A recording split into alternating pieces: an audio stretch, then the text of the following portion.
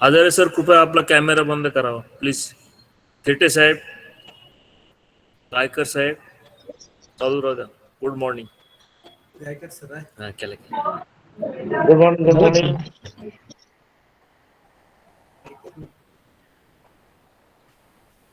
आदरणीय सर, कृपया आपला कॅमेरा बंद करावा प्लीज. थेटे साहेब, गायकर साहेब, चालू राहू द्या. Good morning. Sir good morning sir. म्हणजे मला कॅन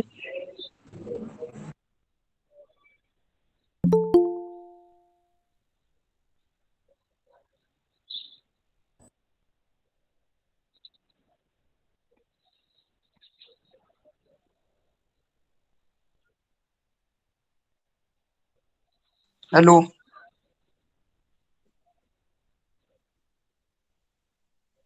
ऋषी बोल ना. काय रे विषय पुढे. तुमच्या मनात? बर.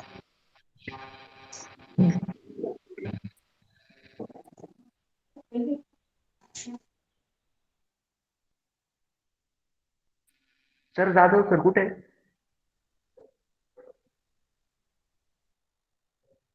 Hello.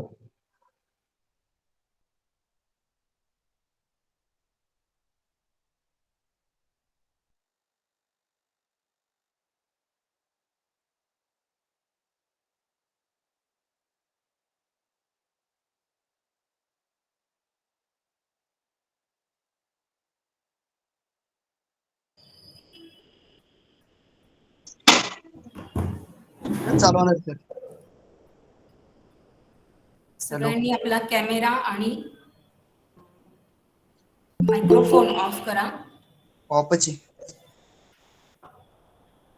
Rishi Thete phone microphone of करा. आपण कार्यक्रम लगेच सुरू करतोय. मॅडम नेमकं लेक्चर आहे की मीटिंग आहे? लेक्चर आहे लेक्चर. ठीक आहे मॅडम.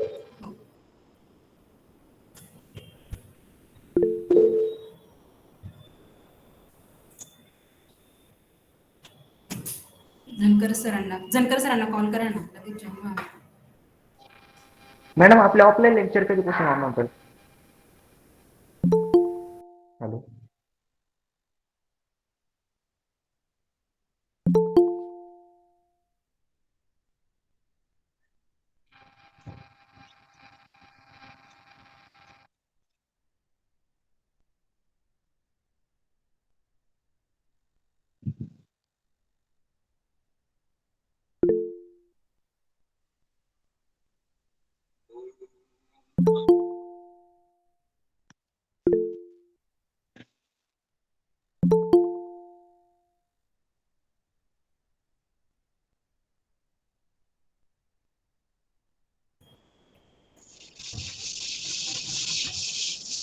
हॅलो. शुभम माईक तर आवाज येतोय. बर. हॅलो, आपण मीटिंगला सुरू करत आहोत. सॉरी, एक दिवसीय वेबिनारला आपण सुरू करत आहोत. सुस्वागतम सुस्वागतम सुस्वागतम. आजच्या ह्या एक दिवसीय राज्यस्तरीय वेबिनारसाठी उपस्थित असलेले मान्यवर तसेच या शारदेच्या आवारात उपस्थित असलेले सर्व शारदेच्या मानकरांचे सहर्ष स्वागत. मानुनी आमुचे अतिथ झालात आपण उपस्थित, आधी आभार मानून आपले करीतो आम्ही स्वागत. ग्रंथालय शास्त्राचे जनक पद्मश्री डॉक्टर S.R. रंगनाथन यांच्या 130व्या जयंतीनिमित्त आपण हा वेबिनार आयोजित केलेला आहे. या वेबिनार आयोजित करण्यामागचा उद्देश आपण जाणून घेऊया प्रास्ताविकातून. तर प्रास्ताविकासाठी मी आमंत्रित करत आहे आमच्या महाविद्यालयाचे मॉर्निंग इन्चार्ज प्राध्यापक डॉक्टर R.D. झणकर सर यांना. झणकर सर. Thank you madam. नमस्कार. आवाज येतोय मॅडम? हो येतोय सर. बरं. मराठा विद्या प्रसारक समाज संस्थेचे कर्मवीर शांताराम बापू कोंडाजी वावरे कला विज्ञान व वाणिज्य महाविद्यालय व ग्रंथालय यांच्या वतीने आज आयोजित केलेल्या एक दिवसीय राज्यस्तरीय चर्चासत्रात मी आपणा सर्वांचे मनापासून स्वागत करतो.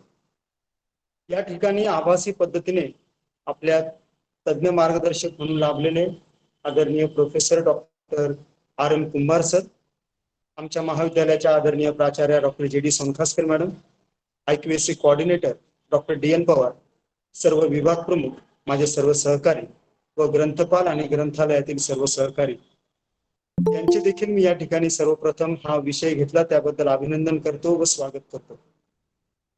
आद्य ग्रंथपाल S.R. रंगनाथन यांच्या स्मृतीस सर्वप्रथम मी वंदन करतो. मित्रांनो, आजच्या चर्चासत्राचा विषय हा सर्वव्यापी आहे. रंगनाथन सर हे बनारस हिंदू विश्वविद्यालय येथे ग्रंथपाल म्हणून 1954 ते 47 या दरम्यान त्यांनी कामकाज बघितलेला आहे. त्यानंतर 1947 ते 55 पर्यंत दिल्ली विश्वविद्यालय येथे ग्रंथ विज्ञान शाखेमध्ये प्रोफेसर म्हणून त्यांनी काम बघितलेलं होतं. आणि रंगनाथन सर हे भारतीय ग्रंथालय संघटनेचे अध्यक्ष देखील होते. त्यांनी जे काय बदल आणि जे काय क्रांती या ग्रंथालयाच्या ग्रंथ वाचकांपर्यंत पोहोचवण्याच्या दृष्टीने जे काय कार्य केलेलं आहे ते अतिशय वाखाणण्याजोगं आहे. आजचा विषय हा अतिशय मोलाचा आणि महत्वाचा याच अर्थाने आहे की विषयाचं टायटल जे आहे ते अतिशय मौलिक आहे. वाचक हाच खरा नायक, रीडर इज द लीडर असं आहे. मित्रांनो, आजची वाचनाची व्याप्ती एका अर्थाने प्रचंड वाढलेली आपणास जाणवते, कारण की समाज माध्यम आणि समाज माध्यमांवरती आपलं जे चालू असलेलं वाचन जे आहे ते अतिशय वाढलेलं आहे. परंतु मित्रांनो, ती ज्या भूमिकेतून वाढायला हवं वाचन आणि ज्या ध्येयाने वाचनाची आवड प्रेरित व्हावी ती होताना मात्र कुठे दिसत नाही. हे मत मी या ठिकाणी आपणासमोर मांडू इच्छितो. आणि ज्यावेळेस आपण कोणतंही मत समाज माध्यमांद्वारे मांडत असतो त्यावेळेस आपला सर्वांगीण किंवा विधायक बौद्धिक विकास हा त्यामधून कितपत साध्य होतो हा देखील एक मोठा प्रश्न आहे. त्यानंतर अजून एक मुद्दा या राष्ट्रीय चर्चासत्राच्या निमित्ताने मला मांडावा असं वाटतो, तो म्हणजे आजचा प्राध्यापक किंवा आजचा शिक्षक, मुद्दामून प्राध्यापक आणि शिक्षक येतो थोडस वेगळं वाटेल, परंतु ती आजची वस्तुस्थिती आहे. कारण आजच्या प्राध्यापकाला आणि शिक्षकाला वाचनापासून दूर गेलेला आहे. हा दूर का गेलेला आहे त्याची कारण सांगायला काहीच नको, कारण की प्रत्येकाला माहिती आहेत आणि ज्ञात पण आहे की ती कारण काय आहे. कारण की तो आज फुल टाइम त्याला टायपिस्ट हा बनलेला आहे आणि त्याला इतर कामकाजामुळे त्याला वाचनाकडे त्याचा दृष्टिकोन जो आहे तो बदललेला आहे. त्या अनुषंगाने एक प्रसंग आठवतो. एका महाविद्यालयामध्ये विद्यापीठाच्या कामकाजासाठी ज्यावेळेस मी गेलो होतो त्यावेळेस ग्रंथालयामध्ये भेट दिली आणि ग्रंथालयामध्ये गेलो असता पुस्तक देवघेव जो विभाग होता त्या ठिकाणी एक ज्येष्ठ प्राध्यापक त्या ठिकाणी आले. त्यांनी त्यांचे घेतलेले जे पुस्तक होतं ते परत केलं. सहज ते पुस्तक घेतलं आणि आमचे सहकारी मित्र होते त्या ठिकाणी, तर मी त्यांना विचारलं की ह्या सरांच्या नावावर भरपूर पुस्तकं दिसतात, म्हटलं हे यांचं वाचन खूप छान दिसतंय. ते म्हणाले की ते माहित नाही म्हणे सर, परंतु पुस्तकं मात्र घेऊन जातात आणि एक 8 दिवसात 15 दिवसामध्ये पुस्तकं परत करतात. म्हटलं तुम्ही कधी प्रश्न केलाय की त्यांना की हे पुस्तक घेऊन गेला होता तुम्ही, तर सर त्याच्यामध्ये काय महत्वाचं वाटलं किंवा काय मौलिक संदेश होता का, त्यातून काय जाणवलं. मी त्या माझ्या सहकारी त्या मित्राला म्हणालो की असं थोडस तरी तुम्ही विचारत चला की जेणेकरून आपल्याला ते समजेल की नेमकं हा प्राध्यापक किंवा हा विद्यार्थी जो कोणी आपल्या ग्रंथालयातून तो ग्रंथ घेऊन जातो आहे तो ग्रंथ नेमका त्याच्या बौद्धिक पातळीपर्यंत पोहोचतो आहे किंवा नाही, तो त्याच्याविषयी आपलं मत व्यक्त करू शकतो की नाही. आज मतच व्यक्त केलं जात नाहीये, ही फार मोठी एक विवंचना आहे. आणि या निमित्ताने आज आपल्यामध्ये उपस्थित असलेले तज्ञ मार्गदर्शक कुंभार सर जे आहेत ते याच्याविषयी आज विचार मंथन करतीलच, परंतु या आणि अशा विविध पैलूंवरती सर आपलं मत प्रदर्शित करतील व आधुनिकतेकडे बघत असताना वाचनातून जीवनाचा नायक जो आहे तो कसा तयार होईल हे बघणे देखील महत्वाचे ठरेल. मी सर्वांचे पुनश्च आमच्या महाविद्यालयातर्फे IQAC डिपार्टमेंट तर्फे आणि मुख्यत्वे ग्रंथालयातर्फे सर्वांचे स्वागत करतो, शुभेच्छा देतो व थांबतो. धन्यवाद. धन्यवाद सर. डॉक्टर SR रंगनाथन यांच्या स्मृतींना उजाळा देत आणि वाचक हा नायक असतो, नेता बनू शकतो, नेता असतो या विषयावर मार्गदर्शन करण्यासाठी डॉक्टर RM कुंभार सर हे आपल्यामध्ये उपस्थित आहे. त्यांचा मी थोडक्यात परिचय करून देत आहे. डॉक्टर राजेंद्र कुंभार सर हे department of library and information science, Savitribai Phule, Pune university येथे प्रोफेसर आहेत. सरांना research methods, reading, library classification या विषयांवर अभ्यास करायला आवडतो आणि बोलायला आवडते. या विषयावर सरांनी मोजता न येणार इतके व्याख्यान शाळा, महाविद्यालय, कॉन्फरन्स, वर्कशॉपमध्ये दिलेले आहेत. आकाशातील तारे आणि सरांनी दिलेले व्याख्याने यांची संख्या बहुधा सारखीच असावी. सरांचे 10 पुस्तके प्रकाशित झालेले आहेत, जसे की मुलांना वाचून दाखवा आणि त्यांचे आयुष्य घडवा, यशस्वी ग्रंथपालांच्या 5 सवयी, संशोधनास उपयुक्त database, how to write project reports, PhD thesis and research articles ही सरांची काही खास पुस्तके. सरांचे 39हून अधिक लेख विविध मासिकांमधून प्रकाशित झालेले आहेत. 22 पेक्षा जास्त लेख हे कॉन्फरन्स प्रोसिडिंग्समध्ये प्रकाशित झालेले आहेत. सरांनी 6 बुक्समध्ये चॅप्टर्स, 6 वेगवेगळ्या पुस्तकांमध्ये चॅप्टर्स लिहिलेले आहेत. सरांचा गुगल स्कॉलरचा सायटेशन जो आहे तो 284हून अधिक असून सरांचा इंडेक्स हा 9 आहे. अशा या आदरणीय सरांचे व्याख्यान ऐकण्यासाठी आपण सर्वच जण आतुर झालेले आहोत. तर मी माननीय सरांना विनंती करते की त्यांनी आम्हाला मार्गदर्शन करावे.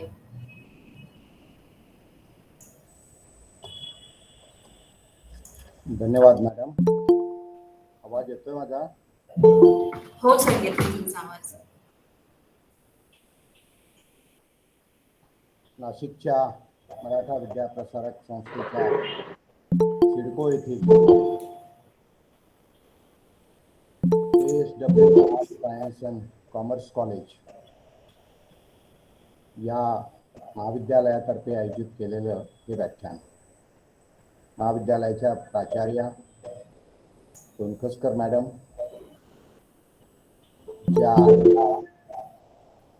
उपक्रमाचं आयोजन करण्यामध्ये महत्त्वाची भूमिका असलेल्या ग्रंथपाल पापाळे मॅडम, आत्ताच ज्यांनी या उपक्रमाचं प्रस्तावित केलं ते झणकर सर,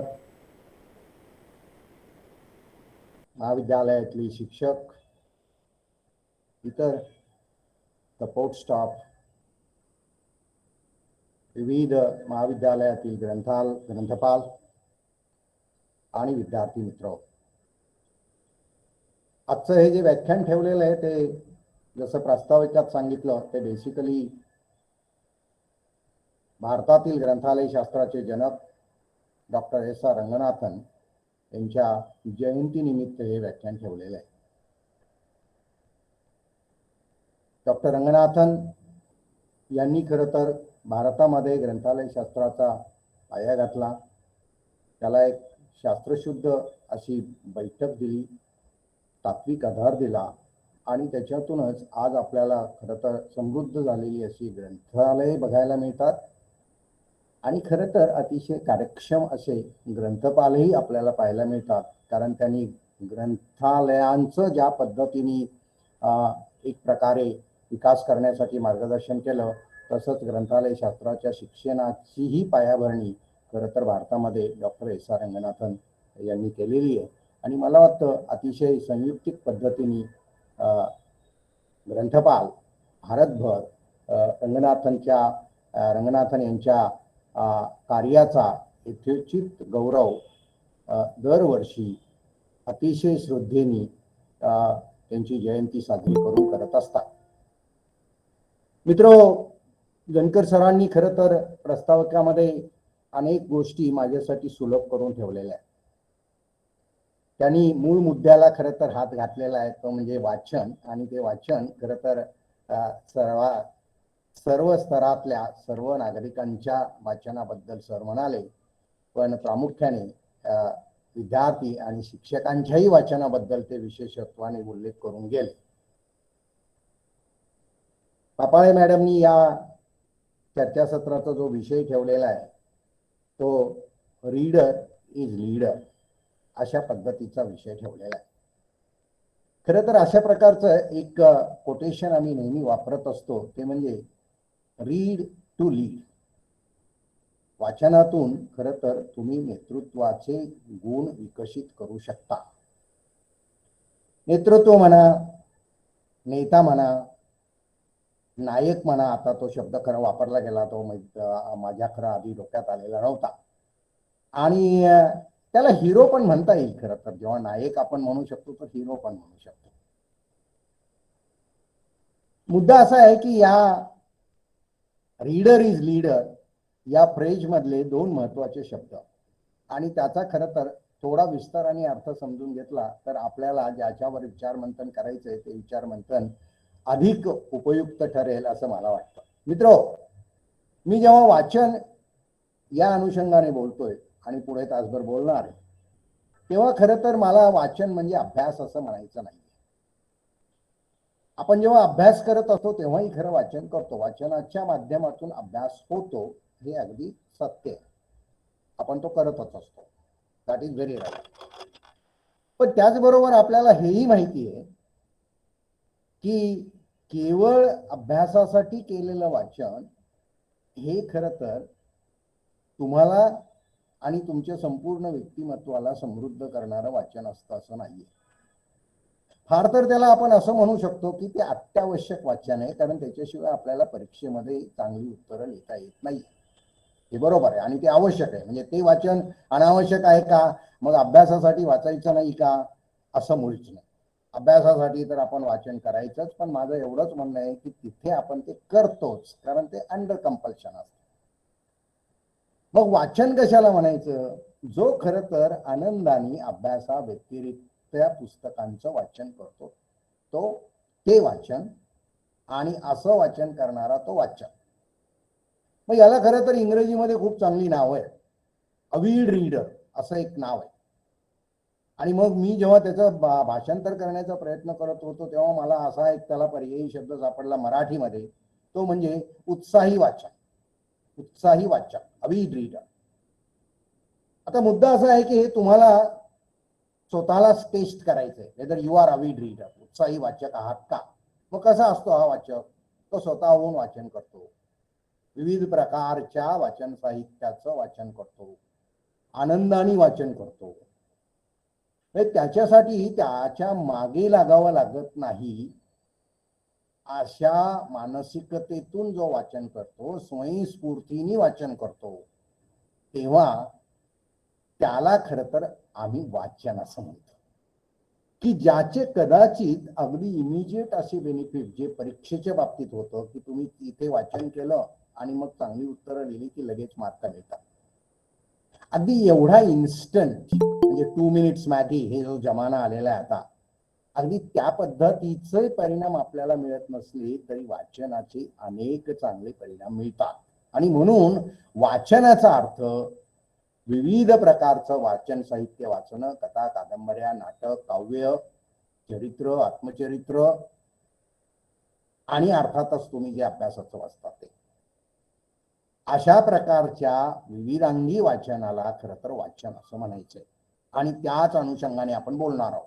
विशेषतः पूर्वी खरं तर जेव्हा आम्ही कॉलेजमध्ये होतो त्याला अवांतर वाचन असं म्हटलं जायचं, एक्स्ट्रा करिक्युलर रिडिंग असं म्हटलं जायचं.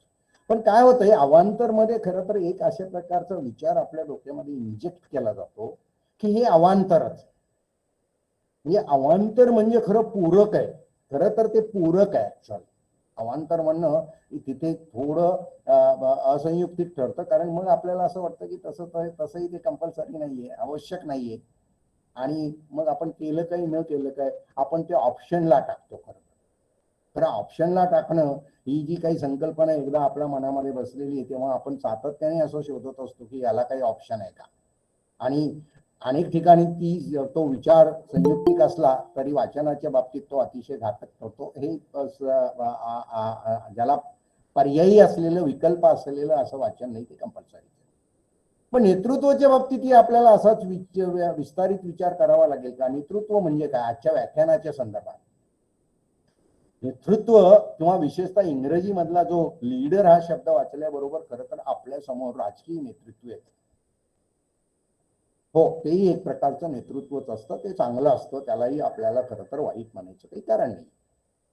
पण तेवढा एकच अर्थ नेतृत्वाचा आहे का. लीडर म्हटलं की राजकीय नेतृत्व एवढंच असतं का, असं मुळीच नाहीये. नेतृत्व हे अनेक क्षेत्रातलं असू शकतं. ते शैक्षणिक क्षेत्रातलं असू शकतं, ते क्रीडा क्षेत्रातलं असू शकतं, ते वैज्ञानिक क्षेत्रातलं असू शकतं, ते सामाजिक क्षेत्रातलं असू शकतं, औद्योगिक क्षेत्रातलं नेतृत्व असू शकतं. आपण पाहतो की टाटाज आहेत, अंबानीज आहेत, हे खरं तर आपण औद्योगिक क्षेत्रातलं, उद्योग क्षेत्रातलं नेतृत्वच मानतो.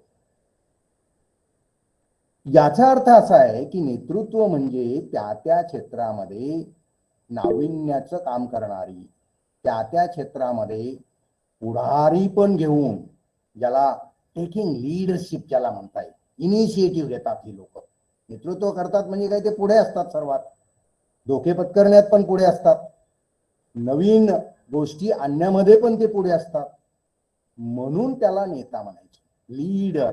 लीडर हा शब्द लीड पासून आलेला आहे, जो पुढे असतो. पण पुढे इथे कुठल्या, तर तो संबंधित क्षेत्रात पुढे असतो.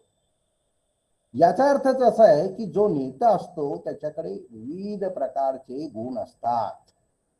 किंबहुना खरं तर नेतृत्वाच्या बाबतीत असं म्हटलं जातं, इथे जे व्याख्यान ऐकणारी लोक असतील की जी कॉमर्स मॅनेजमेंट मधून आलेले असतील त्यांनी विशेषत्वाने हे अभ्यासला असणार आहे की there are different theories of leadership.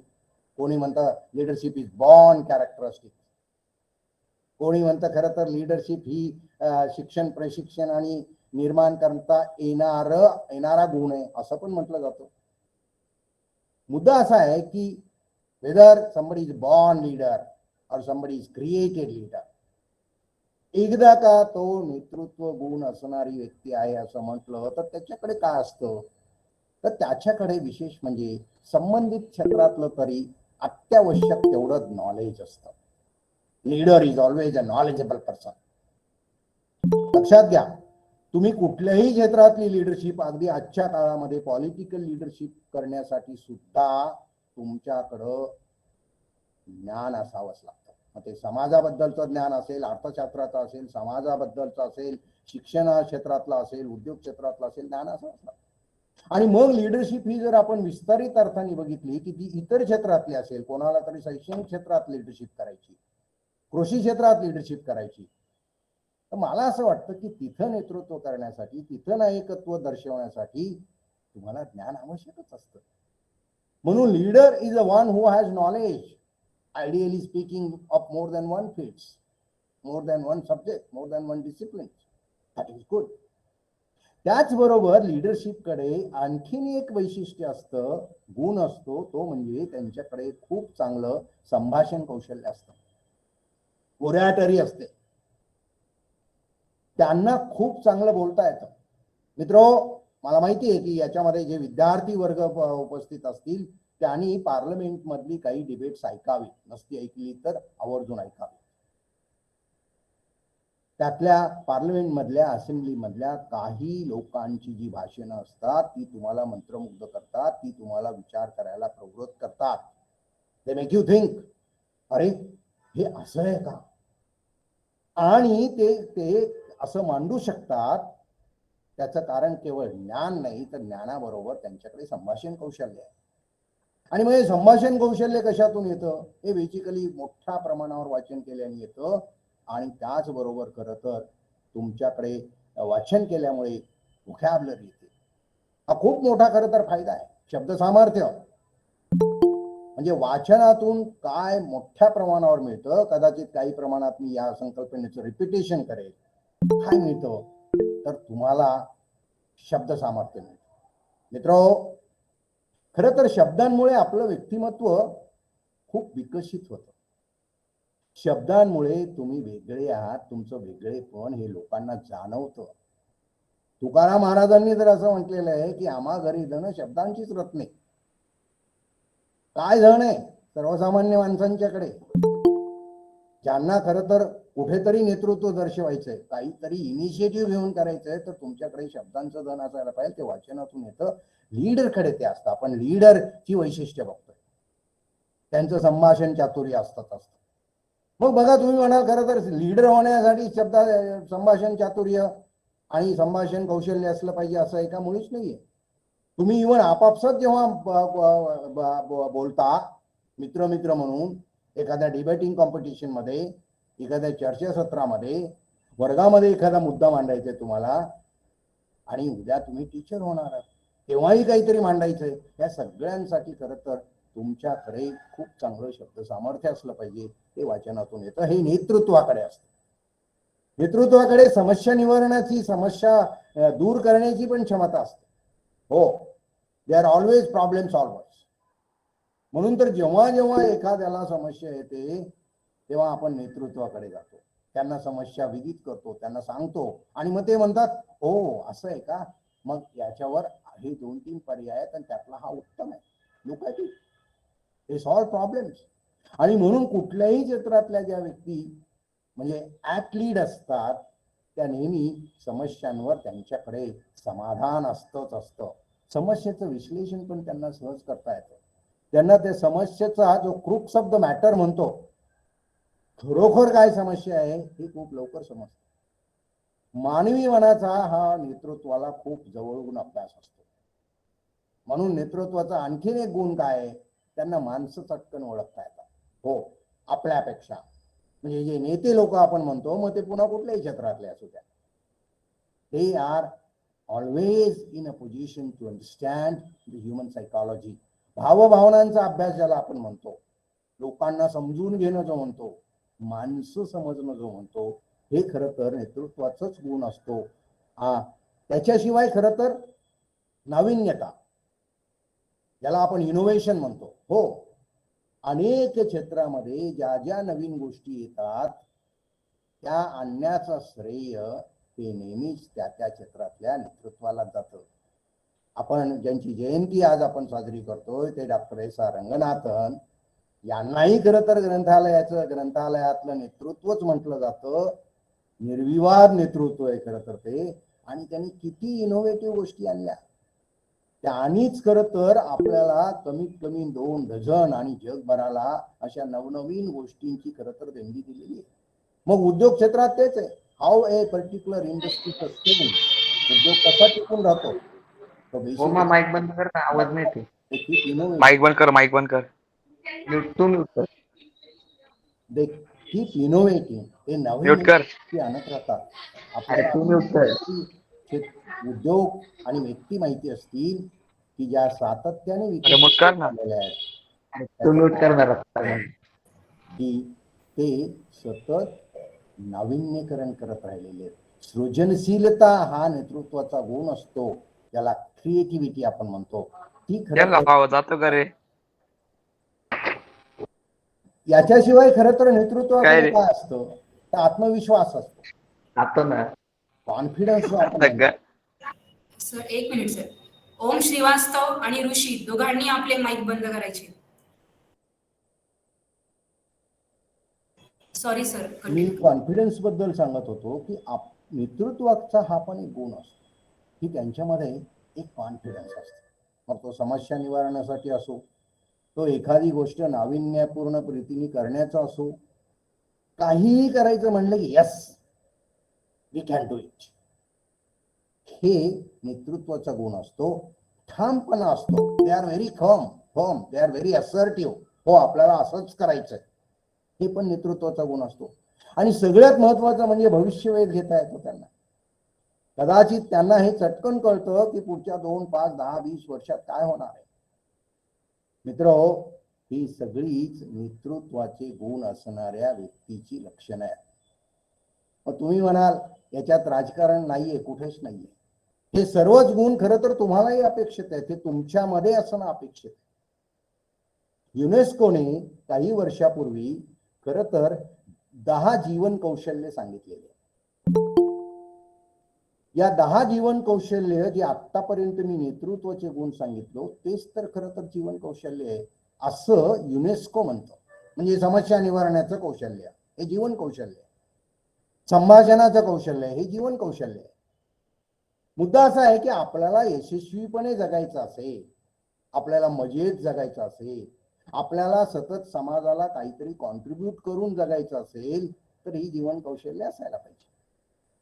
आणि वर जी आत्ता मी सांगत होतो ती खरं तर जीवन कौशल्याचे, ती आयडियली मी म्हणालो नेतृत्वाचे गुण आहेत. म्हणजे नेतृत्वाचे गुण आणि जीवन कौशल्य एकच आहे. आणखीन एका गोष्टीचे साधर्म्य मला तुम्हाला आवर्जून सांगायचं. युनेस्कोनेच खरं तर सस्टेनेबल डेव्हलपमेंट गोल आता निश्चित केलेली आहे, आणि याचा उल्लेख नवीन एज्युकेशन पॉलिसीमध्ये पण केलेला आहे. म्हणजे जी नॅशनल एज्युकेशन पॉलिसी आलेली 2020 मध्ये, त्या पॉलिसीचं एक आधारभूत तत्व काय आहे तर सस्टेनेबल डेव्हलपमेंट गोल्स, शाश्वत विकासाची ध्येय ही युनेस्कोने निश्चित केलेली आहे. आणि शाश्वत विकासाच्या ध्येयाचं एक ज्याला इंडिकेटर काय म्हणता येईल तर खरं तर ही जीवन कौशल्य आहे, म्हणजेच नेतृत्वाचे गुण आहेत. एका परीने खरं तर आजच्या विषयाला हात घालून त्या ग्रंथपाल मॅडमनी, कापाळे मॅडमनी हे सांगितलेलं आहे की तुम्हाला जर जीवन कौशल्य आत्मसात करायचे असतील, तुम्हाला सस्टेनेबल डेव्हलपमेंट गोल्स ही साध्य करायची असतील, तुमच्यामध्ये कुठल्याही क्षेत्रात नेतृत्व दर्शवायचं असेल तर वाचन हा त्याचा अतिशय उपयुक्त असा पायाभूत गुण आहे. ते फाउंडेशनल फीचर आहे for leading in any walk of life. हे खरं तर उद्दिष्ट डोळ्यासमोर ठेवून हा टॉपिक खरं आज निवडलेला आहे. हे म्हणत असताना खरं तर मला माहिती आहे की विशेषतः विद्यार्थ्यांच्या मनामध्ये असा प्रश्न आतापर्यंतचं व्याख्यान ऐकल्यानंतर आलेलाच असणार आहे. हे सगळं तुम्ही खूप वरवरचं सांगताय, वरचं सांगताय. खरं तर आमचा सरळ साधा प्रश्न आहे विद्यार्थी म्हणून, कदाचित अगदी 10वी 12वीचे विद्यार्थी 11वी 12वी पासून जे पुढे असतील, ज्युनियर लेवलला असतील, आम्ही का वाचावं आणि काय वाचावं एवढंच सांगा. असंच कदाचित त्यांच्या मनामध्ये असेल तर मला तेच सांगायचं आहे. कारण नेतृत्वाचे गुण विकसित होतात. मुळात नेतृत्व म्हटलं तर खरं तर काय होतं, हे इनविजिबल कॅरेक्टरिस्टिक होतं, ते अगदी खिशातून काढून दाखवता येत नाही. पण हे मात्र मला स्पष्टपणे सांगता येईल की तुम्ही का वाचावं आणि काय वाचावं. मित्र, तुम्ही आवर्जून खरं तर विविध प्रकारची क्रमिक पुस्तकं वाचा, रेफरन्स पुस्तकं वाचा, ऍडव्हान्स बुक्स वाचा, नियतकालिका वाचा. हो, त्या विषयाची आणि सर्वसामान्य अशी खूप नियतकालिक ही दर आठवड्याला, 15 दिवसाला, महिन्याला प्रकाशित होत असतात. छोटे छोटे लेख असतात, वाचायला खूप तणाव जाणवत नाही. पण त्याचबरोबर खरं तर अगदी मला म्हणायचंय, भरभरून क्रमिक पुस्तकं पण वाचा, एकापेक्षा जास्त क्रमिक पुस्तकं वाचा एकाच विषयावरती. कितीतरी संदर्भ ग्रंथ असतात तुमच्या ग्रंथालयामध्ये, थोडी ऍडव्हान्स लेवलची पुस्तकं असतात त्या विषयाची, history, geography, psychology, sociology, physics, chemistry, जे काही विषय असतील त्याचे. आणि मित्र, ही जेव्हा थोडी ऍडव्हान्स पुस्तकं तुम्ही वाचता तेव्हा तुम्हाला खरं तर अजून मला कुठल्या दिशेने माझी शैक्षणिक वाटचाल करायची हे आपल्याला निश्चितपणे जाणवतं. म्हणून आवर्जून तुमच्याकडे जी शैक्षणिक पुस्तकं आहेत ती भरभरून तुमच्या ग्रंथालयामध्ये आहेत, ती वाचा. पण केवळ तेवढंच वाचा असं नाहीये.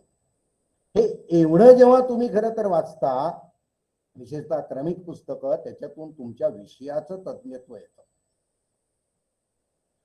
पण त्याच्याशिवाय खरं तर आपल्याला जे पाहिजे असतं ते म्हणजे भाषिक विकास आपला अपेक्षित असतो. आपलं लँग्वेज स्किल डेव्हलप झालं पाहिजे. विशेषतः विद्यार्थ्यांच्या शिवाय इतर लोकांना मला आवर्जून ही गोष्ट लक्षात आणून द्यायची की नवीन एज्युकेशन पॉलिसी मध्ये लिटरसी स्किलला प्रचंड महत्व दिलं गेलेलं आहे. भाषिक कौशल्य ज्याला म्हणता येईल. म्हणजेच विद्यार्थ्यांकडे जी पुढची जनरेशन असेल त्यांच्याकडे खूप चांगलं शब्दसामर्थ्य असलं पाहिजे, ज्याच्या आधारावर ते खरं तर चांगलं बोलू शकले पाहिजे, युक्तिवाद करू शकले पाहिजे. मित्र, तुम्हाला सांगतो, हे जे काही अशा प्रकारचं वाचन असतं की विशेषतः कथा, कादंबऱ्या, नाटक, त्याच्यातून खरं तर तुम्हाला खूप चांगल्या पद्धतीने मुलाखत देण्यासाठीची भाषिक कौशल्य तुमचं विकसित होतं. हो, आमचा असा अनुभव आहे आणि तुम्हालाही ते जाणवेल की आपल्याला एखादी गोष्ट माहीत असते पण ती पटकन मुलाखतीच्या दरम्यान मांडता येत नाही. आणि मग आपण असं म्हणत असतो, आतून असं जाणवत असतं की अरे हो, मला हे माहिती आहे, I am not able to get the perfect term जे तिथे अप्रोप्रिएट आहे, ज्याला चपकल शब्द म्हणतो, तो अख्खा मला आठवत नाही. त्याच्यासाठी तुम्हाला खरं तर वाचन उपयोगी पडतं. ग्रुप डिस्कशन मध्ये बऱ्याच वेळा असं होतं, वक्तृत्वाच्या स्पर्धा होतात, त्याच्यासाठी खरं तर हे भाषिक कौशल्य आपल्याला उपयोगाचं येतं, जे वाचनातून खरं तर विकसित होतं. अगदी तुमच्या प्रश्नपत्रिका बघा, उत्तरपत्रिका जेव्हा तुम्ही लिहिता परीक्षेमध्ये, तेव्हा त्या उत्तरपत्रिका काही विद्यार्थ्यांच्या खरं तर खूप अगदी वाचनीय अशा उत्तरपत्रिका असतात. शिक्षक म्हणून मी हे सांगतो. पण काही विद्यार्थ्यांच्या उत्तरपत्रिका वाचल्यावर लक्षात येतं की अरे, याला मुद्दा लक्षात आलेला आहे पण त्याचा विस्तार करता आलेला नाही, त्याचं स्पष्टीकरण देता आलेलं नाहीये, त्याला उदाहरणं जोडता आलेली नाहीये. त्याचं कारण कदाचित त्याच्याकडे चांगल्या पद्धतीचं भाषिक कौशल्य नसणार आहे. मग प्रोजेक्ट रिपोर्ट तयार करायचे असतात पुढे. आजकालचं बरंचसं शिक्षण हे प्रोजेक्ट रिपोर्टवर आधारित आहे. ते लिहिण्यासाठी पुन्हा तुमच्याकडे भाषिक कौशल्य पाहिजे. पण एवढंच नाही, पुढे जाऊन अगदी तुम्ही एमफिल पीएचडी करणार असाल तर प्रबंध लिहायचा असेल, तुम्हाला खरं तर स्वतः लेख लिहायचा असेल, काय सांगावं, तुमच्यामध्ये उद्याचा एखादा ज्ञानपीठ अवॉर्ड जिंकू शकणारा, मिळवू शकणारा एखादा ललित साहित्यिकी दडलेला असू शकतो. मित्रो, त्याची सुरुवात तुमच्या आजच्या वाचनातूनच होणार आहे. जेवढे काही महान साहित्यिक आज आपल्याला दिसतात आणि होऊन गेलेले आहेत, त्या सगळ्यांचं वाचन हे विविधांगी होतं. आडवं तिडवं वाचन होतं म्हटलं तर चुकणार नाही. त्यांचं प्रचंड वाचन होतं. त्याच्यावर आधारितच त्यांनी खरं तर जगाला समृद्ध करणारं असं साहित्य निर्माण केलेलं आहे. मला असं वाटतं की तुमच्यातल्या साहित्यिकाला बाहेर काढण्यासाठी सुद्धा, त्या साहित्यिकाला पैलू पाडण्यासाठी, त्याला विकसित करण्यासाठी वाचन ही एकमेव उपयुक्त गोष्ट आहे. कदाचित तुम्हाला मासिकासाठी लेखन करण्यासाठी वाचनाचा उपयोग होईल. मासिकांचे संपादक व्हाल, तिथेही खरं तर एक प्रकारचं करिअर दडलेलं आहे. कदाचित फुल टाइम रायटिंग कराल, त्याच्यासाठी होईल. आजकालच्या काळामध्ये खरं तर स्क्रिप्ट रायटर्स, आपल्याला माहिती आहे की तुम्ही चला हवा येऊ द्या सारख्या कार्यक्रमामध्ये अरविंद जगतापांची पत्र ऐकली असती. आता त्याचं पुस्तकही आलेलं आहे खरं तर त्या पत्रांचं. आणि ती अरविंद जगतापांची पत्र तुम्हाला सांगतो, ज्याला actually touching to your heart ज्याला म्हणता येईल. हो, तुम्हाला खरं तर ते भावविवश करतात, तुम्हाला विचार करायला कंपल्शन करतात. अशा प्रकारचं लिखाण खरं तर त्या मालिका, सिनेमा यांच्यासाठी खरं तर लेखकच लागतात.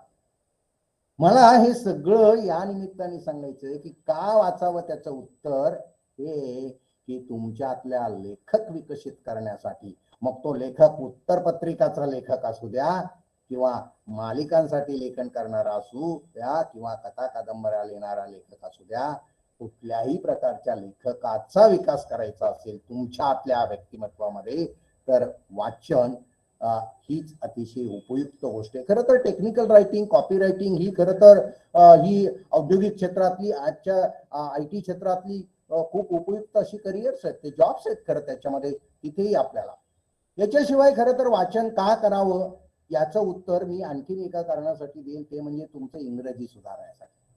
हो, विशेषतः आपण महाराष्ट्रातले असाल. मी स्वतः महाराष्ट्रातला आहे. मला स्वतःला खरं तर इंग्रजीचे प्रचंड प्रॉब्लेम मी जेव्हा शाळा महाविद्यालयामध्ये होतो तेव्हा होते. आता ते नाहीये. I can speak very fluently hours together. कसं शक्य झालंय मित्र? I can say it very confidently based on my own experience. हे केवळ वाचनामुळे शक्य झालं. म्हणून तुमचं इंग्रजी संभाषण सुधारायचं असेल, तुमचं इंग्रजी लेखन सुधारायचं असेल, तर भरभरून वाचन करा. आणि ते विशेष करून कथा कादंबऱ्यांचंच करा. चक्क गोष्टीची इंग्रजी भाषेतली पुस्तकं वाचा. टू बिगिन विथ तुम्ही सुधा मूर्ती वाचा. सुधा मूर्तींची पुस्तकं सुदैवाने इंग्रजीमध्ये उपलब्ध आहेत आणि त्याची भाषांतर मराठीमध्ये पण उपलब्ध आहे. कदाचित मी नंतर विसरून जाईल, आत्ताच सांगून ठेवतो, खरं तर आजच्या काळातलं ललित साहित्याचं विश्व हे अतिशय समृद्ध असं आहे. मराठीमध्ये तर खूप चांगलं लेखन केलंच जातंय, झालेलंच आहे. पण इंग्रजीमधलं, इतर भाषांमधलं अतिशय समृद्ध असं ललित साहित्य मराठी भाषेमध्ये उपलब्ध केलं जातंय. भाषांतर करणं हे पुन्हा एक स्वतंत्र करिअर झालेलं आहे. त्याचंही फाउंडेशन खरं वाचन हेच आहे. मित्र, आवर्जून गोष्टीची पुस्तकं वाचा. अगदी हिसाबनीती पासून वाचा. अकबर बिरबल वाचा, इंग्रजी मधलं वाचा. काय फायदा होणार आहे तुम्हाला सांगतो. साधारणपणे 1 मिनिटामध्ये आपण 150 शब्द वाचतो. 1 मिनिटामध्ये ऍव्हरेज, अगदी सावकाश वाचलं तर 150 शब्द वाचतो. मग 5 मिनिटामध्ये 1500 शब्द. किती होतील बघा, जास्त त्याच्यापेक्षा. पॉइंट इज दॅट तुम्ही जेव्हा अर्धा तास वाचन करता दररोज, तेव्हा हजारो शब्द वाचून होतात. असं जर महिनाभर केलं तर कदाचित लाख शब्द होतील. 6 महिने केलं तर काही लाख शब्द इंग्रजी मधले वाचून होतील. आणि नंतर तुम्हाला कुठलीही डिक्शनरी न घेता, कुठलाही विचार न करता इंग्रजी शब्द तुमच्या जिभेवर सहज यायला लागतील. त्याचं फाउंडेशन हे वाचन आहे. म्हणून तुम्हाला इंग्रजी भाषेवर प्रभुत्व मिळवायचं असेल तर आवर्जून वाचन करा. परिस्थितीचं योग्य प्रकारे आकलन करणं, एखादी समस्येची उकल करता येणं, याच्यासाठी वाचन खूप उपयोगाचं आहे. विशेषतः तुम्हाला सांगतो मित्र हो, जी मिस्ट्री कॅटेगरी मधली पुस्तकं असतात, सस्पेन्स ज्याला आपण म्हणतो, गूढत्व व्यक्त करणारी गूढ कथा, सिंपल टू साईट. हो, बऱ्याच वेळा असा एक गैरसमज करून घेतला जातो की या प्रकारचं ललित साहित्य दर्जेदार आहे का? नाहीये, असं मुळीच नाही. अतिशय दर्जेदार आहे आणि अतिशय उपयुक्त आहे. म्हणजे इंग्रजी मधली अगाथा ख्रिस्ती सारख्या लेखकाची पुस्तकं वाचणं किंवा मराठी मधली रत्नाकर मतकरी सारख्या आजच्या काळातली खरं तर पुस्तकं वाचणं, याच्यामधून तुम्हाला कितीतरी समस्यांची उकल करता येते. जे खरं तर पुढे जाऊन कायदा क्षेत्रात काही काम करू इच्छितात, लॉचं एज्युकेशन घेऊ इच्छितात आणि त्या क्षेत्रात काम करू इच्छितात, त्यांनी खरं तर लिगल थ्रिलर्स वाचावे. हो, त्या क्षेत्रातल्या म्हणजे लिगल केसेस काल्पनिकपणे मांडणारी खूप चांगलं ललित साहित्य, कथा कादंबऱ्या करतात. जॉन ग्रेसम हा त्यातला एक लेखक आहे, नामांकित. आणि तुम्हाला सांगतो त्याच्यामधून आपल्यामध्ये खूप चांगलं विश्लेषणाचं एक स्किल डेव्हलप होतं. You will be surprise to know that comics हा जो प्रकार आहे, खरं तर दुर्दैवाने आपल्याकडे संपूर्ण समाजामध्ये मोठ्या प्रमाणावर वाचनीय उपासमार आहे. खूप चांगलं ललित साहित्य, कथा कादंबऱ्या, अगदी लहान मुलांची गोष्टीची पुस्तकं भरभरून वाचायला खरं तर आपल्यापैकी 60-70-80% लोकांना मिळत नाही, मिळालेली नाहीत मागच्या जनरेशन मध्ये. कॉमिक्स वाचल्यामुळे तुम्हाला सांगतो मित्र हो, तुमच्या ब्रेन मध्ये अतिशय कमी शब्दामध्ये व्यक्त केलेला आशय आणि त्याचं विस्तारित रूप समजून घेण्याची क्षमता निर्माण होते. रीडिंग बिटवीन द लाईन ज्याला आपण म्हणतो, कारण कॉमिक्स मध्ये बघा शब्द खूप कमी असतात आणि फार तर थोडेसे एक्सप्रेशन्स असतात, ते सुद्धा छोटंसं चित्र, आणि त्याच्यामधून तो वाचणारा खरं तर त्यात कमीत कमी शब्दावरून शब्द वाचतो, पण विचार मात्र खूप करतो. What else you require. खरं तर असं म्हणतात शिक्षणाचा मूलभूत हेतू विचार करायला शिकवणं आहे. हो, teaching students to think is the basic purpose of education. मग विचार करायला ही कॉमिक्स शिकवतात ना, आणि म्हणून don't be shy of it. असं वाटू नका देऊ अरे आता आम्ही 10वी-12वी झालोय, आम्ही फर्स्ट इयर सेकंड इयरला आहे, आम्ही MA झालेलो आहे आणि मग आता आम्ही गोष्टीची पुस्तकं वाचायची का? भरभरून इंग्रजी मधली गोष्टीची पुस्तकं वाचा. 6 महिन्यामध्ये तुम्ही इंग्रजी भाषेच्या संदर्भात जर विचार कराल तर you will be a different person. तुमच्यामध्ये एक बदलाव आलेला दिसेल. आम्ही असं नेहमी म्हणतो बुक्स आर चेंज मेकर्स. हो, पुस्तकं तुमच्यामध्ये बदल घडवतात. खरं तर आजच्या काळात मला असं आजच्या परिभाषेत असं म्हणता येईल, तुम्हाला माहिती आहे खरं सॉफ्टवेअरची नवीन नवीन व्हर्जन्स असतात. तुम्ही इव्हन जे डिफरंट ऍप्स येतात त्याची पण व्हर्जन्स असतात. मला असं वाटतं की तुमचंच नवीन व्हर्जन हे वाचनामुळे येऊ शकतं. हो, कारण आपला पुनर्जन्म झाल्याशिवाय आपलं वेगळं व्यक्तिमत्व कसं निर्माण होणार. पण इथे पुनर्जन्म न होता तुमचं नवीन व्हर्जन समाजाला दिसू शकतं, ते वाचनातून दिसू शकतं. म्हणून अशा प्रकारची मिस्ट्री, सस्पेन्स, थ्रिलर्स या प्रकारची पुस्तकं, मानवी मनाचं आकलन करणं, सहानुभूती, कळकळ, ज्याला सिंपती, एम्पथी, या प्रकारचे ज्याला गुण म्हणतो आपण, खरं हे मानवतावादाचे गुण आहे. हे तुम्ही माणूस आहात हे इंडिकेट करणारे गुण आहे. खरं तर आपला आणि इतर प्राण्यांमध्ये फरक आहे, त्याचे अनेक इंडिकेटर्स आहेत. पण एक इंडिकेटर्स हा पण आहे की तुम्हाला इतरांचं दुःख जाणवतं का, त्याच्याबद्दल कळकळ वाटते का, इतरांचं दुःख मुळात तुम्हाला समजतं का. हो, हे ज्याला कळतं तो माणूस आहे असं म्हटलं जातं. मग तुमच्यातल्या या अशा प्रकारच्या मानवतेला जागृत करण्यासाठीच वाचन पण आहे. तुम्हाला सांगतो, विशेषतः सोशल नॉवेल्स वाचा, ऑटोबायोग्राफीज वाचा, बायोग्राफीज वाचा, सत्यकथा वाचा. विश्वास पाटलांचं झाडं झडतं पुस्तक वाचा मित्र. हे वाचल्यानंतर तुम्हाला खरं तर धरणग्रस्तांच्या, पुनर्वसनग्रस्तांच्या काय समस्या असतात याला डोळे उघडणं म्हणतो, हे या पुस्तकातून होतं. आणि मग कदाचित ते वाचत असताना आपल्याही डोळ्यातून अश्रू कधी ओघळायला लागतात ते कळत पण नाही. तेव्हा तुमच्यामध्ये ही सहानुभूतीची भावना निर्माण झालेली असते. That is power of books. पुस्तकांमध्ये बदलाव आणण्याची क्षमता आहे. हा आला ना बदलच खरं तर. विश्वास पाटलांच्या शिवाय आपल्याकडे उत्तम कांबळे नाशिक सकाळचे संपादक होते खूप वर्ष. त्यांचं पुस्तक वाचा, वाट तुडवताना म्हणून त्यांचं पुस्तक आहे. आणि ते सांगतात खरं तर मी पुस्तकाच्या गावाला गेलो नसतो तर नक्की कुठे गेलो असतो हे मला कळलं नाही. मी पुस्तकाच्या गावाला गेलो म्हणून वेगळा झालो, वेगळा घडलो आणि I could contribute.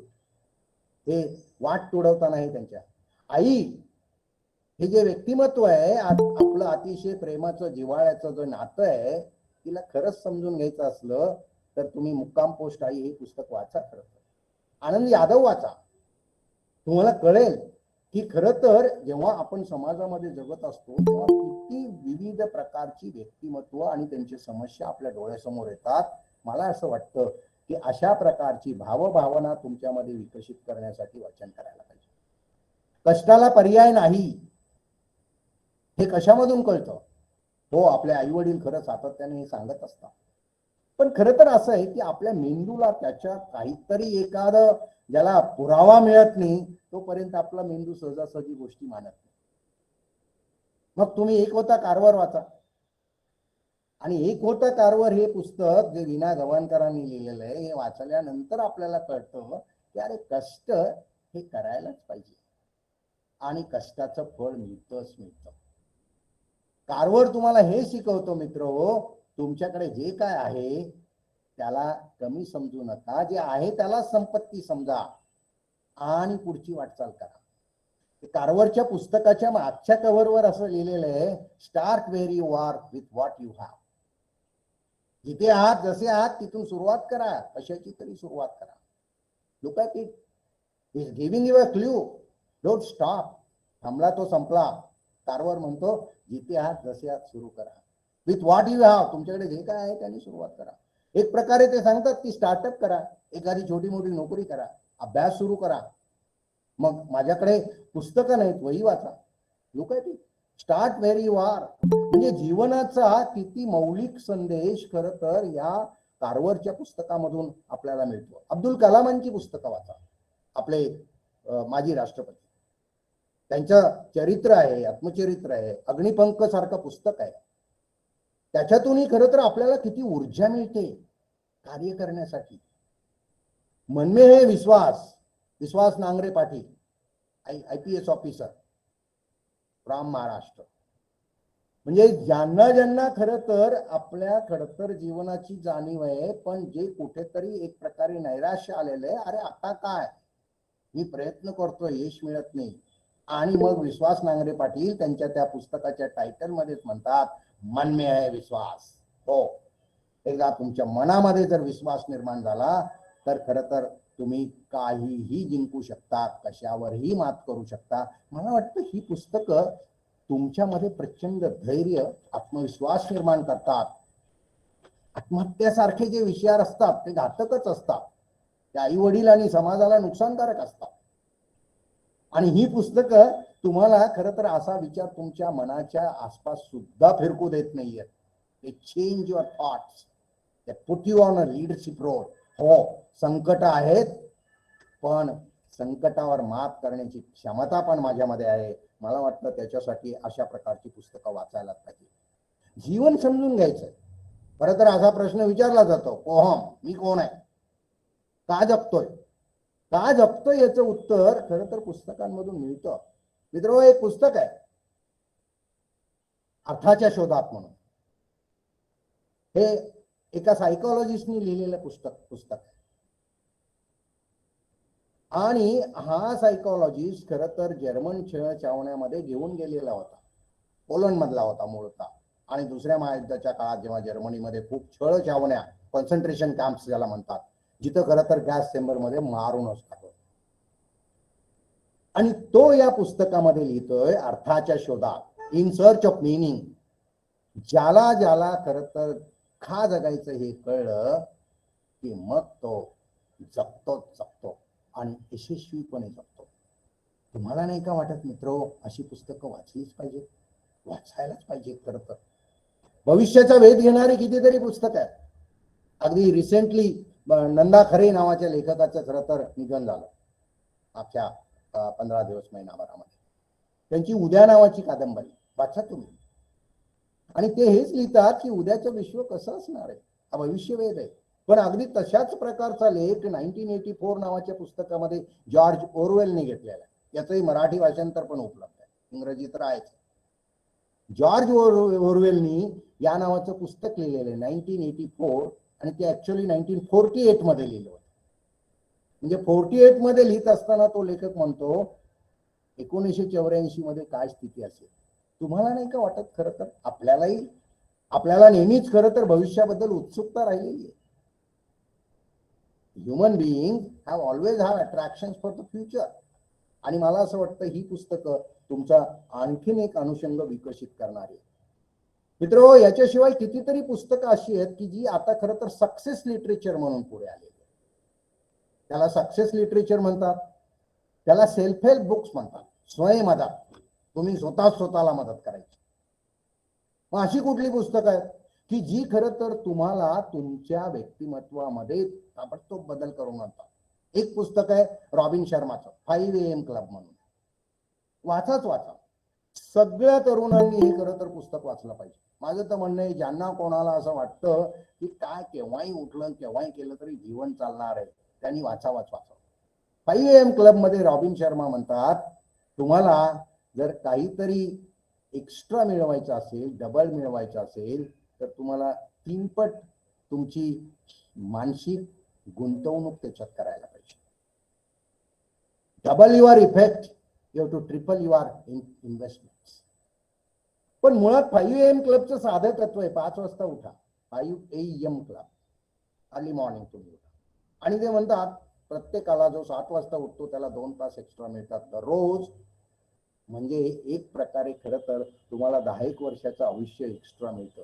How much you can contribute in 10 years.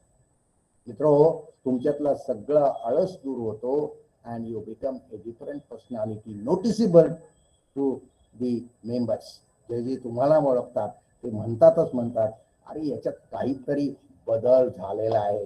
Read 5 AM club and you will be a different person. छोट्या सवयी कशा लावाव्या.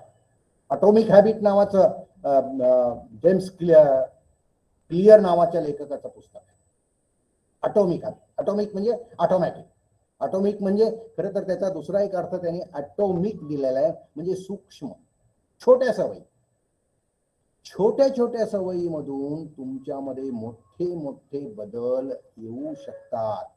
अगदी हॅबिटवरचं अजून पण एक पुस्तक आहे खरं तर, पॉवर ऑफ हॅबिट्स.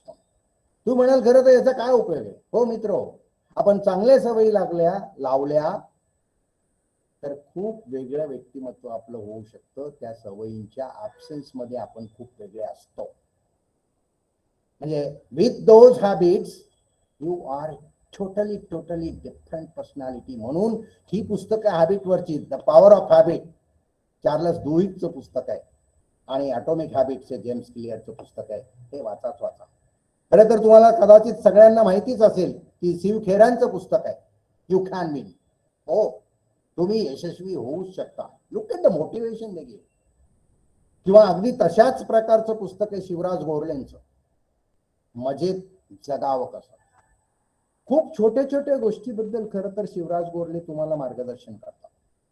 मग सवयी लावून घेण्याचं असेल, आत्मविश्वासाबद्दलचं असेल, एकमेकांचं नातेसंबंध कसे मेंटेन करावे याच्याबद्दलचं असेल, तुमची जी मानसिकता आहे सकारात्मक स्थिती, positive thinking makes lot of difference.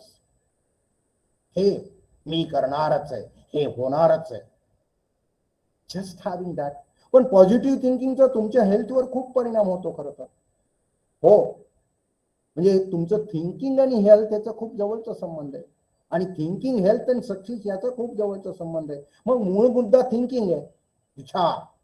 आणि विचाराला खरं तर चार्ज करणं, विचाराला प्रवृत्त करणं, विचाराला योग्य दिशेला घेऊन जाणं, हे सगळं केवळ वाचन करतं मित्र. हो, which is the starting point of everything. तुमचं हेल्थ, तुमचं wealth, all that is basically related with your thinking.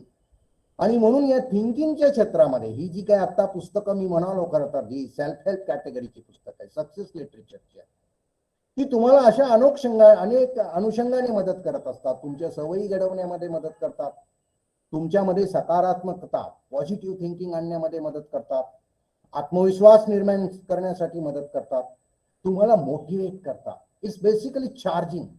आम्ही तर नेहमी असं म्हणतो, जसं तुम्हाला मोबाईल हा दररोज चार्ज करावा लागतो मगच वापरता येतो, आयडियली स्पीकिंग तुमच्या माइंडला, तुमच्या ब्रेनला चार्ज कसं करायचं आपण हे विसरून जातो. कदाचित तुमच्यापैकी बहुतांश लोक न विसरता जिमला जात असतील. फॅन्टॅस्टिक, जायलाच पाहिजे. कारण जेव्हा तुम्ही व्यायामशाळेत जाता तेव्हा तुमचं शरीर तंदुरुस्त होतं. Yes, and physical fitness is so important. But what about mental fitness? तुमचा बौद्धिक क्षमता पण ती विकसित असायलाच पाहिजे, ती स्ट्रॉंग असायला पाहिजे. Mentally you should be tough person.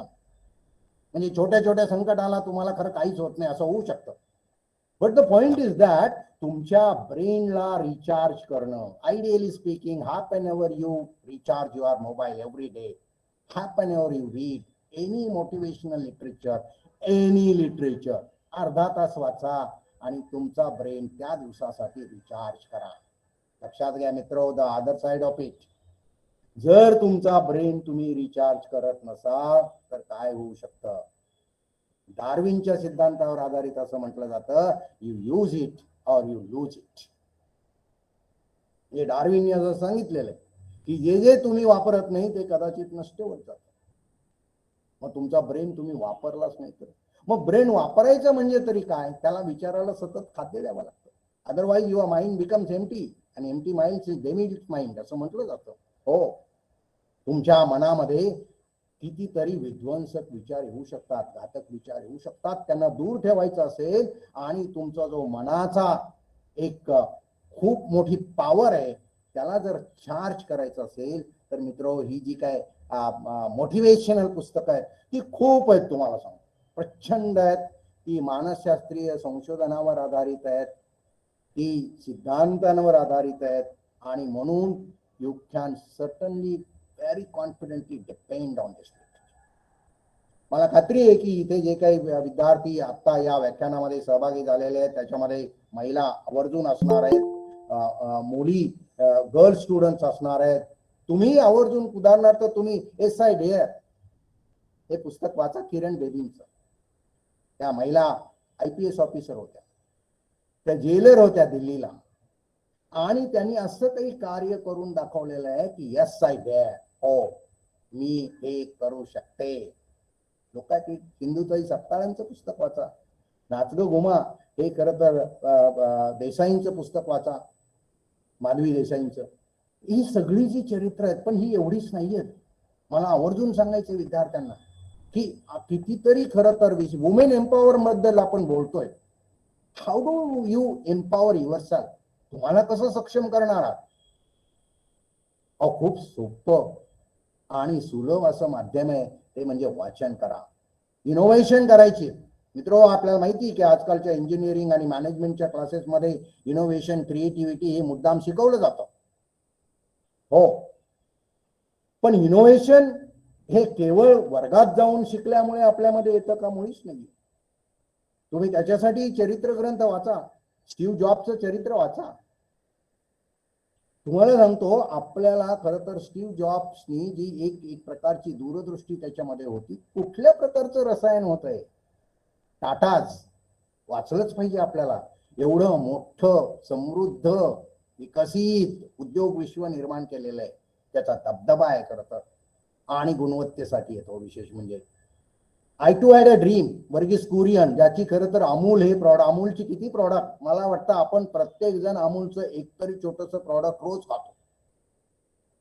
त्याचे जे फाउंडर होते ते वर्गीस कुरियन होते आणि त्यांनी त्यांची बायोग्राफी लिहिलेली आहे, ऑटोबायोग्राफी, खरं तर आत्मचरित्र आहे ते.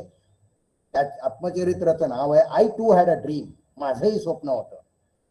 तुम्हाला नाही का वाटत खरं तर अशा प्रकारची जेव्हा तुम्ही चरित्र वाचता उद्योजकांची, तेव्हा तुमच्यातला उद्योजक जागृत होऊ शकतो. Yes, there are already actually तुमच्यामध्येच खरं तर उद्याचे एंटरप्रेनर्स असणार आहेत.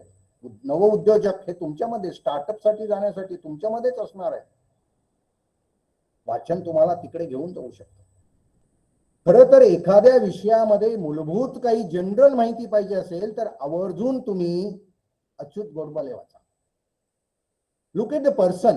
म्हणजे त्यांचं वाचन किती असेल ते साधारणपणे आता मी मागच्या काही वर्षांमध्ये बघतोय की वर्षाला एक कदाचित वर्षाला 2 पुस्तकं लिहितात. 300 ते 600 पानांची पुस्तकं असतात आणि ती एवढी इंटरेस्टिंग असतात मित्र. तुम्ही कुठल्याही विषयाची आता उदाहरणार्थ अर्थात म्हणून त्यांचं एक पुस्तक आहे. कोणालाही अर्थशास्त्र समजून घ्यायचं असेल तर वाचा ते. सायकोलॉजी इन जनरल समजून घ्यायचं असेल तर त्यांचं मनात हे पुस्तक आहे, वाचा.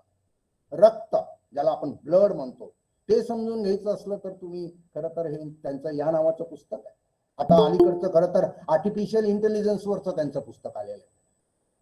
एवढ्या विविधांगी विषयावरची त्यांची पुस्तकं आहेत आणि एवढी बेसिक मूलभूत माहिती देणारी आहेत आणि एवढ्या सुलभ भाषेतली आहेत.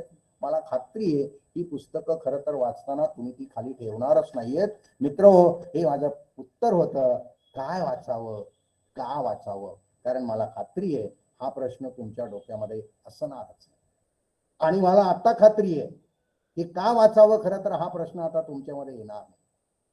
तुम्ही आपणहून वाचन करायला जाल कारण मला एक यशस्वी माणूस व्हायचंय, मला सर्वांगाने समृद्ध व्हायचंय, मला ज्ञान मिळवायचंय, मला संभाषण कौशल्य मिळवायचंय, मला लेखन कौशल्य मिळवायचंय.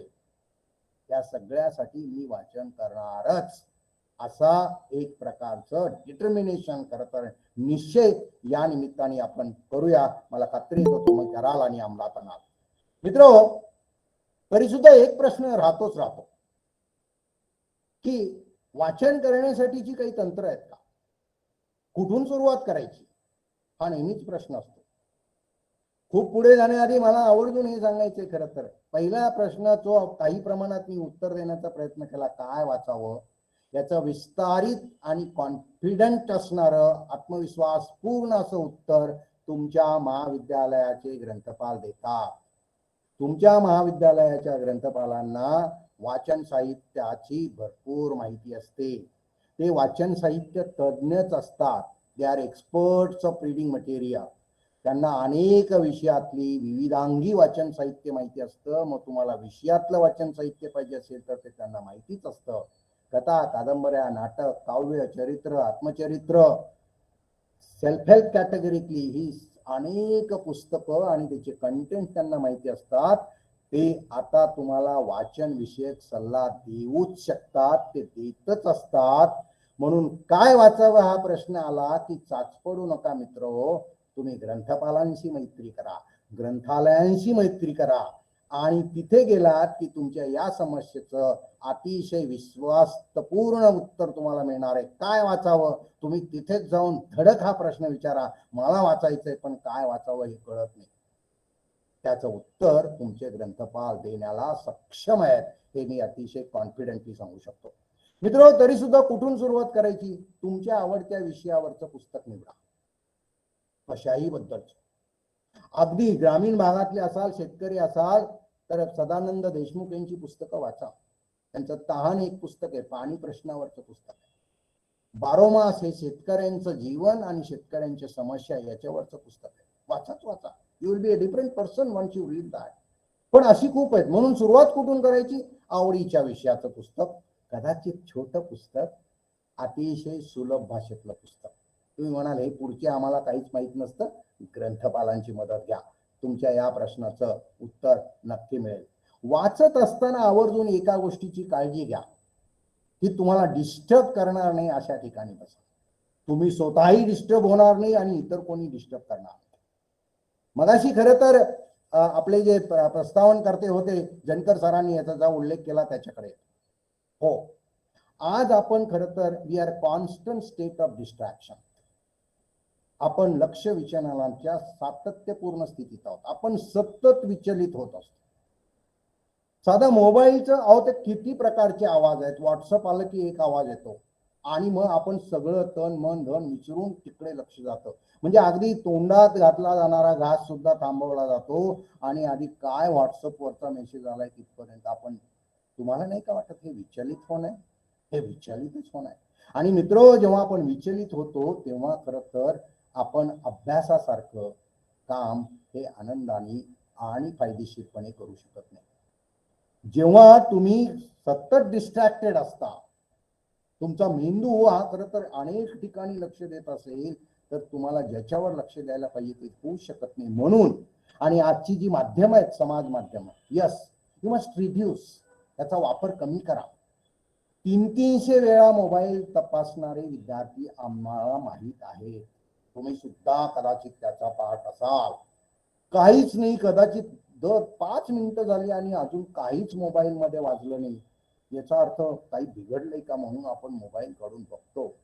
इमॅजिन करा मित्रो, आपण 17-18 तास खरं तर झोपेशिवाय असू आणि त्यातल्या प्रत्येक 5 मिनिटाला जर मोबाईल तपासत असू, हाऊ कॉन्सन्ट्रेटेडली यू वर्क. मला वाटतं विचार करावा. तुम्ही विद्यार्थी दशेत आहात, तुम्हाला तुमचं जीवन अभ्यासाच्या ताकदीवर उभं करायचंय, यशस्वीपणे जगायचंय, चांगलं करिअर करायचंय. Without concentration is it possible? मित्रो, आजकालच्या काळामध्ये लॅक ऑफ कॉन्सन्ट्रेशन ही एक मोठा आजार झालेला आहे आणि त्याला समाज माध्यम, सोशल मीडिया रिस्पॉन्सिबल आहे, mobile, internet, computer, all that. आणि म्हणून मी असं म्हणत होतो की वाचनासाठी अशी एखादी जागा निवडून बघा, असं वातावरण शोधा की जिथे तुम्हाला कमीत कमी डिस्टर्बन्स असेल. ॲटलिस्ट 30 मिनिटं. Decide it. I am not going to read more than that. पण 30 मिनिटं तरी मी कुठल्याही प्रकारचा मोबाईल बंदच करून ठेवा. Not even on a silent mode. काहीही नुकसान होत नाही. माझा स्वतःचा अनुभव आहे. अगदी एखाद्या दिवशी तो घरी विसरला जातो आणि आय हॅव नोटिस्ड इट. काहीही माझं नुकसान झालेलं नाही. खरं तर टेक्नॉलॉजिकल फास्टिंग, अतुल कहातेंचं एक पुस्तक आहे मित्र, वाचा तुम्ही. टेक्नॉलॉजीचा ओव्हरलोड, मराठीतलं पुस्तक आहे. तंत्रज्ञानाचा ओव्हरलोड, आणि अतुल कहाते हे त्याचे लेखक आहेत. ते असं म्हणतात, आपण खरं तर टेक्नॉलॉजिकल फास्टिंग करायला पाहिजे. 1 दिवस तरी त्याचा उपवास करा. म्हणजे कुठलंच समाज माध्यम, मोबाईल वापरूच नका. त्याच्यातून तुम्हाला खूप मोठ्या प्रमाणावर काय मिळणार आहे? एक प्रकारची मनशांती मिळणार आहे, एक प्रकारची लक्ष केंद्रित करण्याची क्षमता मिळणार आहे. म्हणून अशा प्रकारचं ज्या ठिकाणी वाचन करा. 30 मिनिटं वाचन करा सुरुवातीला. ग्रॅज्युअली तुम्हालाच कळणार नाही तो वेळ कसा वाढत गेलेला आहे.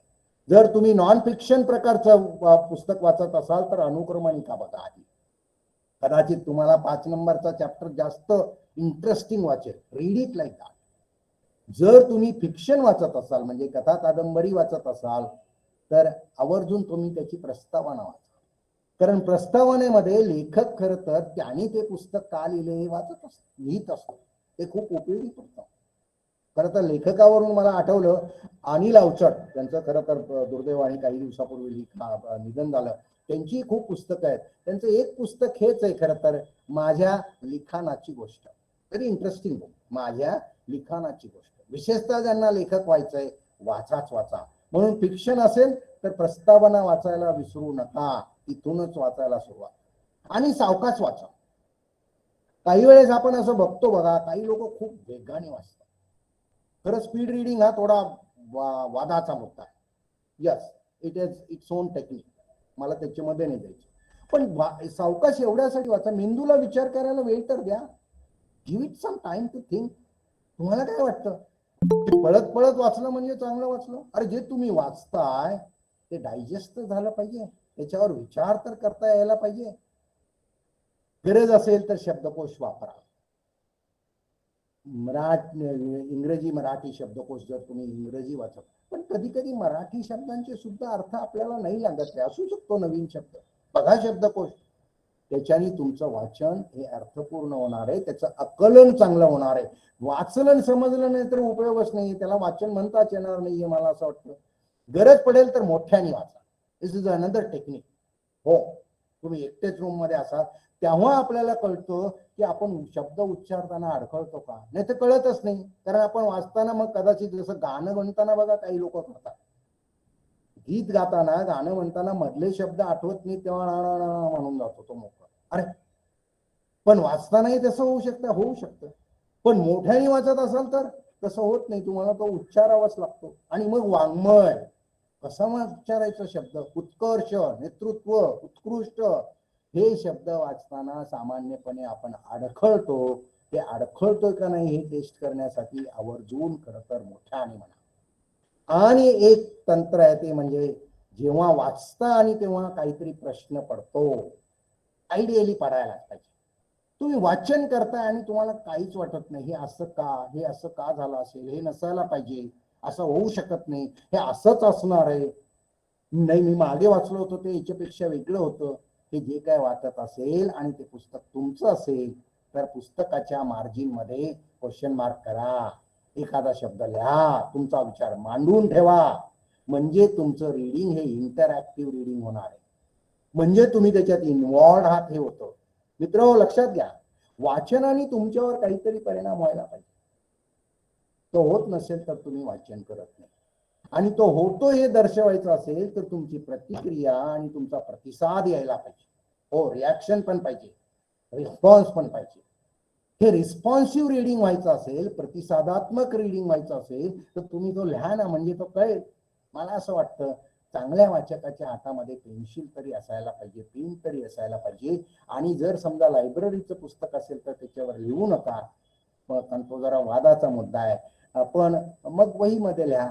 But let your reading be interactive with action, हे असायला पाहिजे. मित्र, अशा पद्धतीचं जेव्हा तुम्ही वाचन कराल तेव्हा मला खात्री आहे की तुमचंही जीवन समृद्ध होणार आहे. आजच्या या डॉक्टर एस.आर. रंगनाथन यांच्या जयंतीच्या निमित्ताने आपण खरं तर हे समजून घेतलंय की वाचनाने जीवन समृद्ध होतं आणि त्याच्यामुळे तुम्ही कोणत्याही क्षेत्रामध्ये नेतृत्वाची भूमिका निभावू शकता, तुम्ही आघाडीवर राहू शकता. हे खरं तर तुम्हाला तुमच्या स्वतःच्या वाचनामधून सिद्ध करायचंय. रीडर इज लीडर हे तुम्हाला प्रूव्ह करायचंय आणि तुम्हाला स्वतःलाच हे दर्शवायचं. हे कोणाला जाऊन सांगायची गरज नाहीये. But I am so sure you will notice noticeable a significant change in you. तुमच्यामध्ये मोठा बदलाव झालेला दिसेल. मित्रो, आजच वाचनाला सुरुवात करा. आणि हे जे संमेलन, हे जी चर्चासत्र या महाविद्यालयांनी आयोजित केलेले, ग्रंथपाल कापाळे मॅडमनी आयोजित केलेले, त्याचा खरं तर एक पॉझिटिव्ह असा प्रतिसाद आपण देऊया आणि त्याच्यासाठी भरभरून वाचन करा. मला खात्री येते तुम्ही कराल. त्याच्यासाठी तुम्हाला शुभेच्छा देतो. महाविद्यालयाने या निमित्ताने तुमच्याशी संपर्क साधण्याची जी संधी उपलब्ध करून दिली त्यांचे आभार मानतो आणि थांबतो. धन्यवाद. धन्यवाद सर. सरांचे व्याख्यान नेहमीच सरांची आम्हा सर्व विद्यार्थ्यांना एक पर्वणीच असते. पंढरपूरला निघालेला वारकरी चंद्रभागेतून नाहून जेव्हा पांडुरंगाचं दर्शन घेतो आणि कृतकृत्य होतो आणि त्याला याच्यासाठी केला होता अट्टहास असा अनुभव येतो, तसाच काहीसा अनुभव आम्हाला नेहमीच सरांच्या व्याख्यानानंतर येत असतो. असाच अनुभव तुम्हाला सगळ्यांनाही आला असेल असं मला वाटतं. सरांच्या व्याख्यानामध्ये नेहमीच पुस्तकांचा खजिना सापडतो. सरांनी उल्लेख केलेले बरेचसे पुस्तकं हे आमच्या ग्रंथालयात उपलब्ध आहेतच. जे नाही आहेत ते मी लवकरच उपलब्ध करून देईन आमच्या वाचकांना.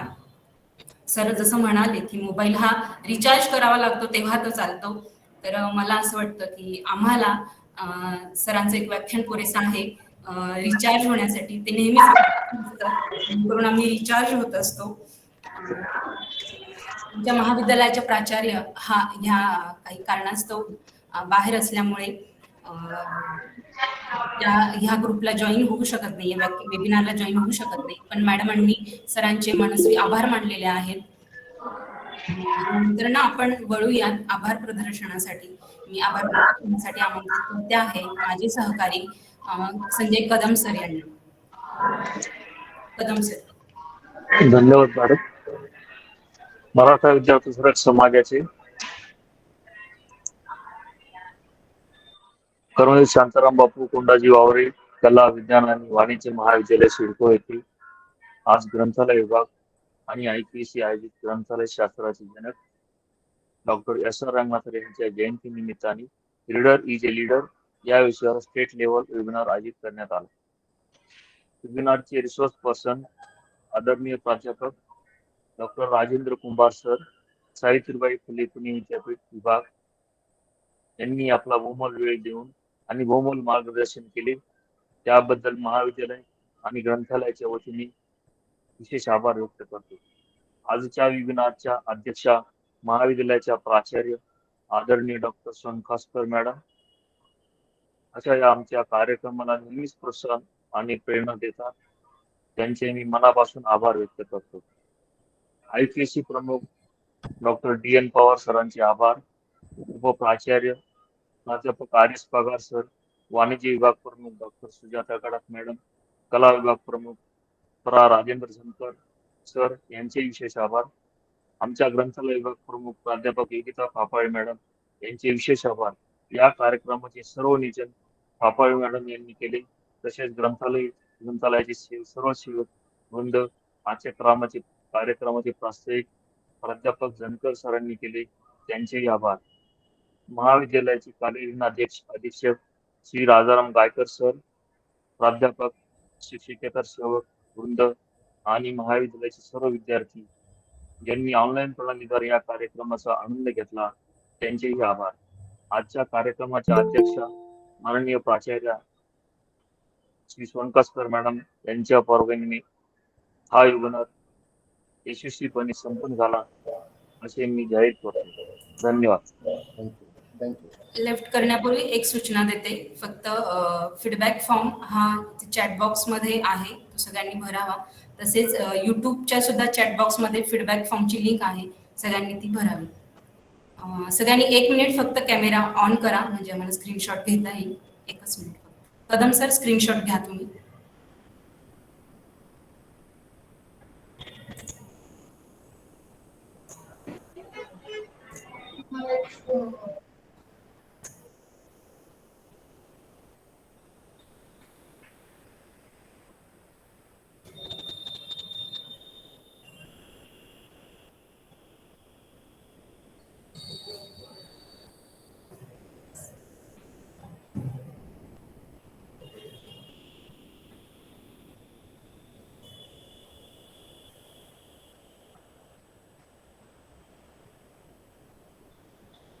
Yes.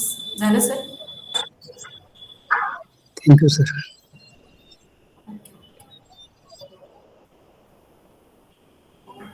Thank you very much sir. Thank you very much.